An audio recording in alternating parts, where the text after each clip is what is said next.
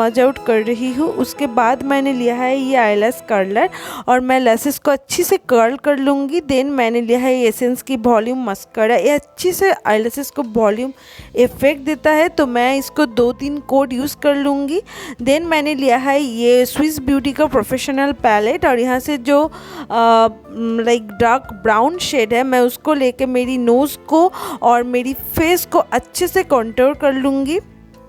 Then इस same palette से यहाँ पे जो ब्लश शेड है उससे मैं अपने ब्लश के लिए अप्लाई कर लूँगी अच्छे से, लाइक चीक पर, थोड़ा नोज़ पर और चिन पर भी। उस हाइलाइटर मैं यूज़ कर रही हूँ आज वेट एंड वाइल्ड की ये हाइलाइटिंग हाइलाइटर। ये बहुत ही सुंदर सा हाइलाइटर है, बहुत अच्छा एक नेचुरल इफ़ेक्ट भी देता है।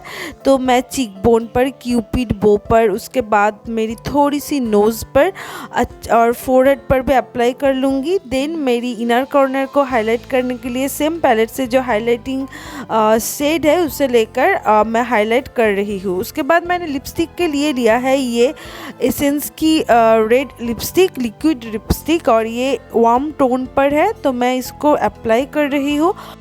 मेकअप को सेट करने के लिए मैं यहाँ पे ये मिस क्लेयर की dewy makeup setting spray use कर रही हूँ।